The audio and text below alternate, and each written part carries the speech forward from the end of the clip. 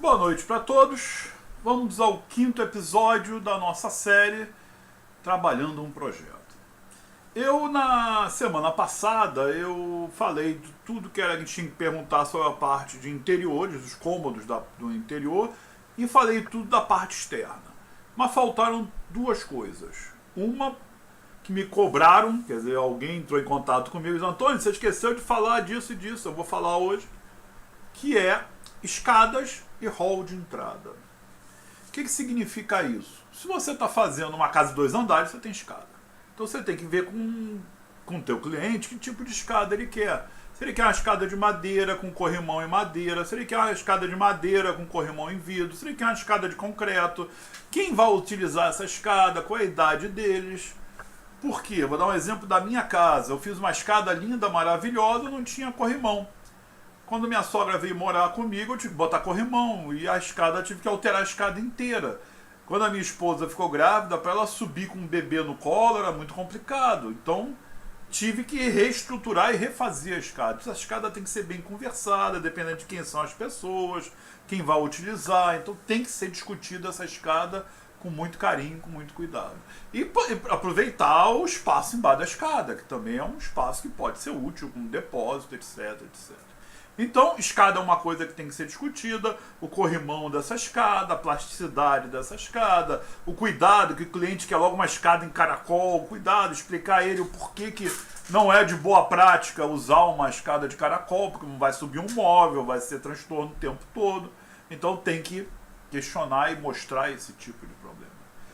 O hall de entrada, que foi a segunda coisa da parte interna que eu não comentei, você pode criar um hall de acesso. Imagina que você tem a tua casa, você pode ter um acesso de serviço, um acesso principal, você pode ter um acesso para o cliente que vai para o escritório, então você pode ter um hall que distribui tudo isso. Vai depender muito do projeto que você vai propor ao cliente.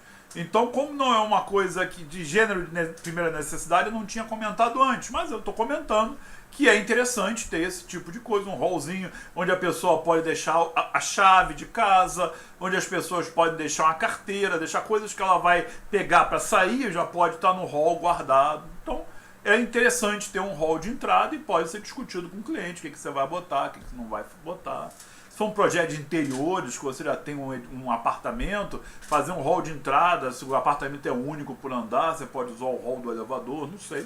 Então tudo isso você pode propor e conversar com o cliente, evidentemente. A segunda coisa é na parte externa. Duas coisas que você tem que tomar cuidado. Jardim. Eu vou propor aqui um jardim maravilhoso com umas plantas assim, assado. Se o cliente não tem o costume de cuidar de jardim, aquilo só dura um mês. Se durar. Então é uma coisa que você tem que combinar muito bem combinado com ele, porque se ele vai ter que cuidar desse jardim. Então ele vai gastar dinheiro para alguém cuidar desse jardim. Então você já está fazendo uma proposta de um projeto onde ele vai gastar um dinheiro mensal. Pensa. Tem que estudar isso diretamente com o cliente. O cliente quer tudo. Antônio, mas eu quero botar uma jaqueira na frente da minha casa. Conversa com ele. Aí você tem que saber um pouquinho de paisagismo, mostrar para ele que algumas plantas elas podem sobreviver sozinhas sem muita interferência do cliente, mas que a maioria vai precisar que ele interfira, que ele molhe, que ele, como é que se diz, apare a planta, que ele cuide da planta. Então tem que pensar nesse detalhe. Não é só chegar e propor um jardim maravilhoso. A mesma coisa é o terraço-jardim. Não, Antônio, minha casa eu quero um terraço-jardim, um gramado em cima. Aí a pessoa vai e projeta um gramado em cima, não tem nem acesso. Como é que ele vai cuidar desse gramado? Vai morrer tudo. Então, tome cuidado com esses detalhes. Na hora de propor alguma coisa, proponha como solução, não como um problema a mais depois para o cliente. Adianta eu propor um terraço-jardim que depois vai dar infiltração. Que, não, mas eu vou cuidar, vou fazer um tratamento. Sim, mas ele vai cuidar. O problema é o cuidar depois, não é o cuidar antes. Por isso, muitas das vezes, em design interiores, a gente usa jarro. O vaso de planta é muito mais prático do que fazer um canteiro. Qual da umidade, qual da impermeabilização, o custo de tudo isso e o custo da manutenção posterior. O jarro, acabou a planta, bota uma planta de plástico, mas você pelo menos resolve o problema imediato, que ele não vai cuidar da planta. Antônio, não, mas o meu cliente cuida de jardim, ele adora jardinagem, é tudo que ele quer na vida, então, perfeito. Se é isto, está bem feito. Mas só tome cuidado de se atentar a esse detalhe. tem que conversar com ele. Que depois vai dizer, pô, você me botou lá um jardim maravilhoso, só que eu não tenho tempo de cuidar. Trabalho o dia inteiro, chego de noite, como é que eu cuido da planta? Então, pesem isso, se vale a pena ter e se ele pode cuidar. Ou se isso não vai ser uma fonte de despesa para ele, ele depois vai ficar reclamando eternamente. E deixa eu só mostrar, como é que se diz, o briefing, como é que ele tá. Lá está o nosso briefing.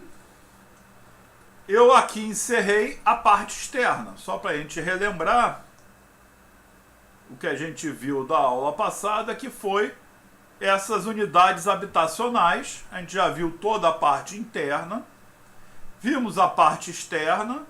Hoje eu complementei com o que faltava, mas ainda tenho isso aqui que é obra para conversar com o meu cliente. O que significa isto? Como é que vai ser a obra dele? Ele quer só projeto? Se ele quer só projeto, minha conversa acabou aqui e vamos embora, bola para frente. Não, Antônio, ele quer que eu faça a obra. Como é que é fazer obra? Ah, Antônio, você é empresa, então você pode fazer uma obra? Posso. Tem um custo. Ah, Antônio, você é arquiteto, você pode acompanhar a obra? Posso. Tem um custo. Ah, Antônio, você pode comprar o material, pagar empregado e fazer a administração da obra? Posso, mas tem um custo. Então tudo isso tem custo. E o cliente acha que está tudo embutido na mesma coisa. E não é assim. Mas, de qualquer forma, esse briefing inicial, onde eu ainda não dei proposta para nada, ainda não fiz nada, é o momento de eu mostrar para ele como funcionam as coisas e o que ele quer com isto, o que ele pretende fazer com isto. Não, Antônio, ele me chamou porque ele quer aquele cliente lá do Recreio, que eu citei no início do ano. Ele queria fazer a obra direta, queria fazer tudo. Então, eu tenho um preço fechado, ponto, para fazer a obra. Eu fiz um levantamento de material, fiz um levantamento de mão de obra e dei um preço fechado para fazer a obra. Isso é um tipo. Eu quero fazer o que eu fiz lá no Jardim Botânico, que foi um ateliê de uma atriz da Globo, que a gente fez uma obra para administração, que eu acho que hoje em dia é a pior hipótese, porque acaba que na obra da administração o cliente quer que você vá pagando as coisas, e você, para receber esse dinheiro depois, é um problema muito sério. E então, para não ter prejuízo, ou talvez a obra para administração não seja uma grande ideia nesse momento, ainda mais no momento de crise que o país está vivendo. E a terceira ideia seria acompanhar a obra. Essa acho que é a melhor de todas. Você recebe para ir à obra. Ponto. Eu dei uma proposta agora esse mês para um trabalho com uma empresa do governo que eu vou tomar conta, administrar a obra, vou acompanhar a obra. Eu vou lá uma vez por semana, vou cobrar para ir 2 vezes na semana, passo o dia na obra, tiro as dúvidas, resolvo o que tem que resolver, mas eles contratam a mão de obra, eles pagaram pelo projeto, eles vão comprar o material, eles vão fazer tudo. Eu só vou lá tirar dúvidas e ajustar o projeto em relação à obra. Ah, eu tenho minha responsabilidade? Tenho toda a responsabilidade do mundo, que aquilo que tem que sair pronto tem que sair pelo que eu fiz. Mas, de qualquer forma, são 3 formas. Ou eu fecho a obra completa, ou eu faço uma obra para administração, ou eu faço um acompanhamento de obra. Bom, quero fazer qualquer uma delas. Em todas elas eu tenho que ter um projeto de execução. Eu tenho que ter um projeto de interiores. Eu tenho que ter um detalhamento, aquilo que a gente já viu lá atrás. Então tudo isso o cliente tem que fazer. Então ele vai precisar de tudo isso e eu preciso de ainda, durante essa obra, de uma coisa fundamental, cronograma. Por quê? Eu posso ter a lista de material que eu vou ter na obra? Posso. Eu tenho detalhamento, eu tenho projeto de execução. Posso fazer um levantamento de todo o material que ele vai comprar. A mão de obra, pelo que eu vou fazer de obra, eu sei mais ou menos do que eu vou precisar de mão de obra. Mas aonde eu vou mostrar tudo isso? Quando é que entra o bombeiro? Quando é que entra o eletricista? É no cronograma de obra. Então, um dos trabalhos mais chatos que a gente tem, mas que é importante, é o cronograma de obra. Evidente que aquilo pode modificar. Você, durante a execução da obra, esse cronograma tem que ser e vai sendo ajustado. Mas dentro de um cronograma básico, que é o que você vai propor, o material, a mão de obra, o que ele vai fazer, o que não vai fazer, o que ele vai precisar, o que ele não vai precisar. Deixa eu mostrar aqui um exemplo de cronograma. Só um segundinho. Cronograma de obra. Eu peguei um exemplo qualquer, essa é da obra do Jardim Botânico. Deixa eu diminuir o zoom aqui um pouquinho. Um cronograma, eu diminui demais, agora tá bom, dá para ver, que onde eu vou botar por semana o que vai ter a obra. Inclusive, semanas que tem um feriado, que isso é um transtorno dentro da obra. Não para o empregado, para quem está administrando a obra. Aí eu vou botar o salão, eu tenho que derrubar a parede, derrubar banheiro, aterro do salão, aterro de vãos, com arremate dos vãos para receber o vidro, balcão, etc, etc. Ah, mas como é que eu sei que tem tudo isso? Eu sei porque eu tenho um projeto de execução. E esse projeto de execução eu estou me baseando nele para ver o que eu vou fazer em cada cômodo. E aí eu vou botando o que vai fazendo. O ideal é que esse cronograma que eu apanhei não tem isso. Aqui embaixo eu poderia ter quanto eu vou gastar na primeira semana. A primeira semana é essa aqui. Começou a obra no dia 21 de novembro. Esses 3 dias, quanto eu vou gastar. E quem são os profissionais que vão entrar nessa semana. Aí tem a semana seguinte, quanto vai gastar, quem são os profissionais que vai entrar nessa semana. Então, sempre que eu tenho um cronograma, esse cronograma nunca é perfeito. Você pode ter imperfeições nele. Mas ele tem que mostrar para o teu cliente quanto tempo vai levar de obra.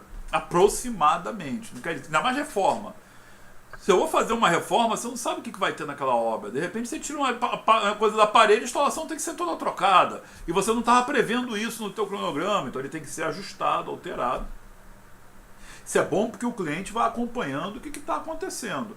E isso você tem que deixar sempre claro. Quanto mais claro e transparente as coisas acontecerem com o teu cliente, mais ele vai acreditar em você e não vai se importar quando o problema aparecer. Então sempre tenha um cronograma. Eu tenho que dizer que na primeira semana eu vou trabalhar um encarregado, um pedreiro e 2 ajudantes. Ótimo, então essa é a minha mão de obra, vai entrar na primeira semana, ponto. Aí na segunda semana eu tenho que entrar mais um ajudante, vão ser 5 pessoas. Por quê? Porque ele tem que saber quanto ele vai gastar de mão de obra e ele vai saber, ó, eu preciso comprar esse material, esse. Então esse cronograma, o detalhamento desse cronograma é um trabalho muito pesado, muito grande, complexo. E somos nós que temos que fazer. Não é deixar na mão do cliente, o cliente, eu preciso de um cimento, ele vai lá comprar, ele leva 2 dias, pronto. Ele está pagando a mão de obra parada na obra porque o cimento não chegou. Se ele sabe que na segunda semana ele precisa de 5 sacos de cimento, ele já vai comprar antes. Aquela semana vai estar lá o material que é necessário para ele poder usar. Outra coisa, deixa eu tentar ver se eu acho que eu tenho, não está em PDF, não botei em PDF. Eu amanhã, quando eu fizer a de amanhã, eu falo nesse pedacinho que é como é que você apresenta as coisas ao teu cliente. É interessante ele saber de que forma você vai trabalhar tanto numa obra de administração, toda uma obra por, como é que se diz, por acompanhamento, o que for. Mas como ele vai receber como é que se diz, a documentação, como é que ele vai saber que na semana que vem tem que depositar um dinheiro tal para você pagar a mão de obra e material se você fizer na administração. Cadê a folha de pagamento? Então tudo isso, na hora que você fecha uma obra, você tem que mostrar para o teu cliente. Ele tem que entender como funcionam as coisas. Outra coisa, se eu estou dando um preço fechado pela minha empresa, eu tenho que cobrar encargos sociais e encargos fiscais. Isso encarece a obra absurdamente. Encargo social hoje do empregado, carteira assinada, é 100 e poucos % em cima. Se ele ganha R$1.000 por semana, 4.000 por mês, são 8.000 que o cliente vai ter que pagar. Esses encargos você tem que guardar, porque na hora que mandar o cara embora, você tem que pagar esses encargos. Então você tem que raciocinar em cima disso. A vantagem de você fazer a obra com empregado extra é que eles ganham menos na carteira. E o cliente acha que está dando lucro com isso. Não está. Você tem que cobrar os encargos e guardar esse dinheiro. Porque na hora que mandar embora, o cliente não quer nem saber disso. Então tomem cuidado. Você pode trabalhar com subempreitada. Você pega um empreiteiro que tem uma RPA, ele vai te dar um recibo. Aí o problema dos empregados é dele e ele te dá o recibo. Mas tem que lembrar que se passar de 3 meses, ele passa a ser um funcionário da tua empresa. Então tudo isso tem que ser pensado, tem que ser discutido e com o cliente. Porque o cliente é que está pagando. Ele é funcionário da obra do teu cliente. Você é corresponsável por tudo isso. Por isso que atualmente você fazer uma obra onde você vai à obra só para fazer acompanhamento e ele, cliente, contrata a mão de obra, é a melhor hipótese. Ah, Antônio, mas ele vai contratar um cara que não sabe fazer nada. Ótimo, ensina o cara a fazer. Mas você não fica com essa responsabilidade de amanhã ele parar a obra, manda todo mundo embora e o cara vai para o Ministério do Trabalho contra você. E você vai pagar, não tem jeito. Por quê? Porque a Justiça do Trabalho não quer saber. Você não tinha empregado, não estava trabalhando, não estava sob teu comando, ele é teu empregado. Ponto. Então toma cuidado. Essas coisas de mão de obra têm que ser colocadas muito claramente para o cliente. Não adianta para você diminuir o preço. Não, deixa comigo, doutor. Eu vou aqui, vou botar o meu funcionário, bota ele lá, tá fazendo serviço, depois os caras vão nas tuas costas. Aí tu vai dizer pro cara, não, tem que pagar porque ele foi para justiça. Não vai. Vai morrer no dinheiro. Então tomem cuidado com esses detalhes, com esse problema de mão de obra.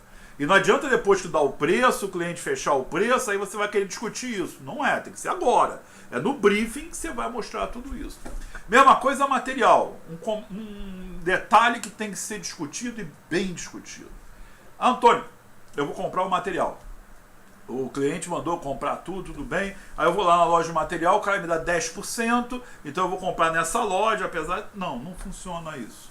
Eticamente, você não tem que aceitar nada de nenhuma empresa para você comprar o material que for com ela.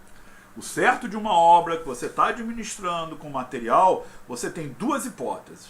Faz um levantamento em várias empresas, pelo menos 3. E passa para o cliente. Ó, eu achei o cimento aqui a 12, aqui a 15, aqui a 10.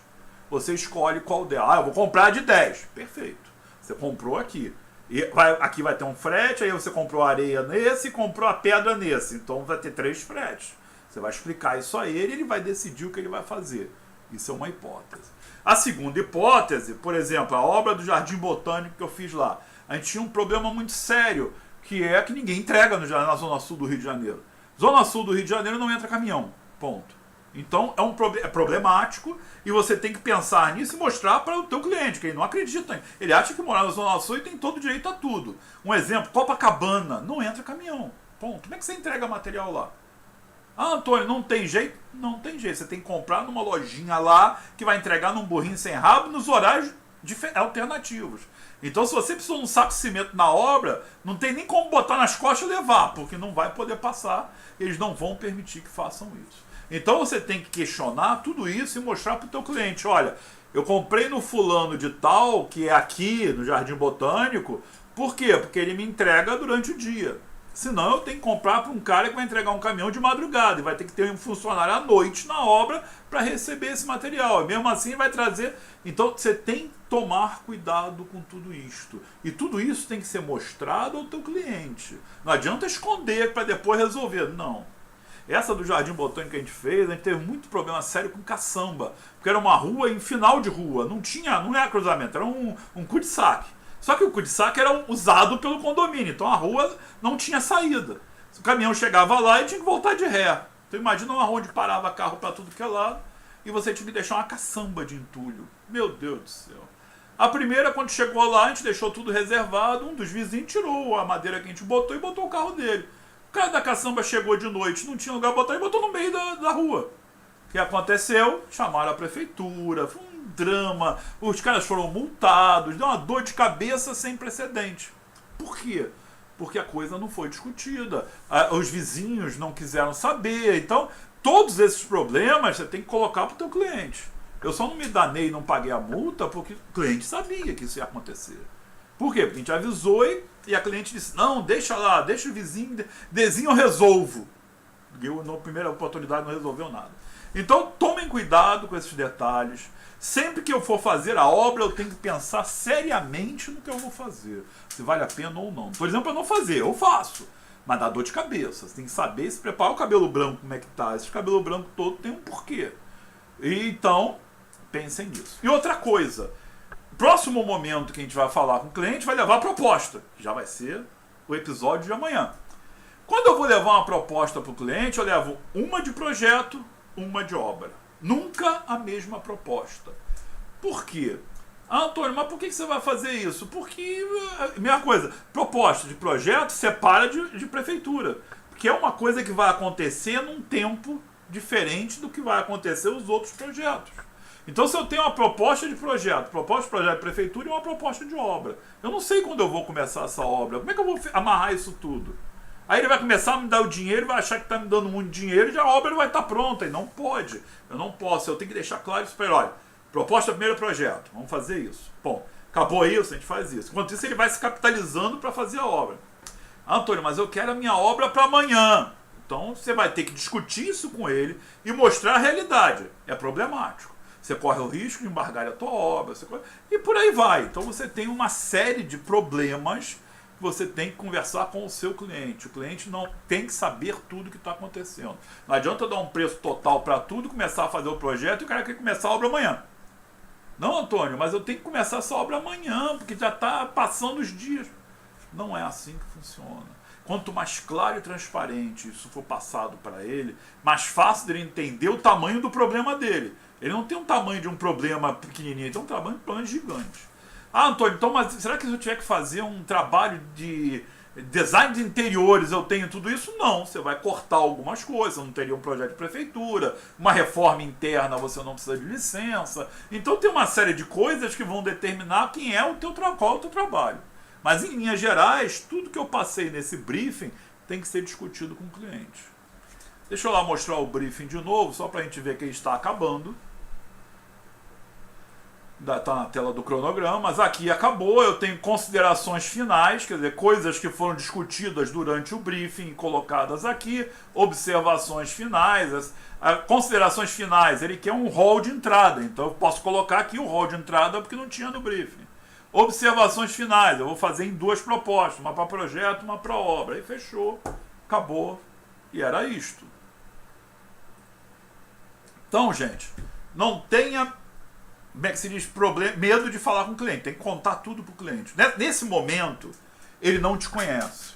Então, você imagina que você está fazendo um trabalho para um cliente, o cliente não te conhece. Então, você tem que ser o mais técnico possível. A mesma coisa, você vai no consultório médico, o médico explica tudo detalhado para você e você, esse cara é bom. Então, se ele te manda fazer uma coisa, você vai lá e faz.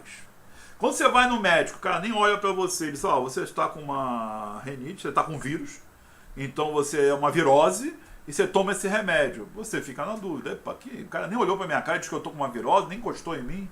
Aí você vai no outro médico para tirar a dúvida. Então, na hora que você explica tudo, detalha tudo, mostra que sabe o porquê das coisas, o porquê que você está explicando tudo, você vai ver que o teu cliente acaba acreditando em você e fazendo contigo.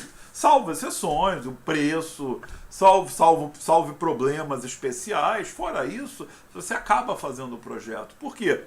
Tecnicamente, você explicou tudo que tem que ser explicado. Então, amanhã eu começo a pensar em proposta. Mostrar um exemplo de proposta, mostrar o que a gente tem que colocar na proposta, tipos de propostas diferentes. Então eu vou discutir proposta. Amanhã tem que sair proposta daqui, vocês têm que saber fazer uma proposta. Eu, no final de tudo isto, é verdade, esse programa está no meu e-mail ainda, eu vou passar isso para o e-mail do canal de TV. Só que ele só está disponível daqui a 30 dias. Então, no final, eu vou deixar exemplo disso, de brief, vou deixar exemplo de proposta, exemplo de contrato. Tudo que eu puder botar e disponibilizar de arquivo, eu vou deixar lá para vocês depois, quem quiser baixar, quem quiser usar, etc. Então, por hoje, eu estou encerrando essa parte de briefing, chega de briefing.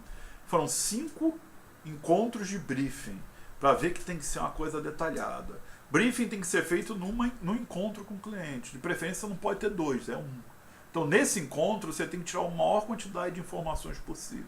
Eu normalmente não levo nada escrito, eu converso com o cliente. Por quê? Antônio, mas aí eu vou esquecer. Ótimo, então eu tenho que encontrar com ele de novo, né? Não. Eu vou falar com ele, discutir com ele, vou pegar um papel no escritório, preencher o briefing todo. E o que eu não me lembrei, eu boto qualquer coisa e mando para ele validar. Por que disso? Ele vai olhar o briefing, opa, isso aqui eu não falei. Antônio, eu não falei isso contigo não, isso aqui tá errado. Tá vendo? Tem que marcar um novo encontro, aí 5 papel na mão, a gente retifica e se esqueceu alguma coisa, a gente aproveita para enganchar na hora. Então, se assim, provoca um segundo encontro de briefing não oficial. Mas oficialmente é um briefing. Normalmente você depois com o tempo vai acostumando, não precisa de papel. Mas eu mesmo assim, depois que eu faço o briefing normal, eu peço que ele assine esse briefing, para depois não dizer, não, Antônio, eu falei com você isso, não, está aqui registrado no papel, anotado e assinado. Então, tomem isso de costume. Amanhã, na hora que fechou a proposta, está fazendo alguma coisa, não dá dor de cabeça. Se você fechou o contrato com ele, anexa o briefing. Assinado por ele, você anexa no contrato, que a gente vai ver mais para frente um pouquinho. Então, gente, uma boa noite para todos, espero que tenha sido um bom fim de semana para todos. Uma boa Páscoa que já passou. Eu não estou preocupado de se eu vou pegar esses vídeos e ver eles em dias diferentes, não. Isso é uma coisa que eu já falei. Minha. Eu não quero fazer uma coisa profissional, uma coisa minha, pessoal, que eu quero passar para todo mundo. Então, amanhã tem mais. amanhã eu começo a falar de proposta. uma boa noite para todos. E não esqueçam, amanhã, 7 horas, eu estou aqui. Tchau, tchau.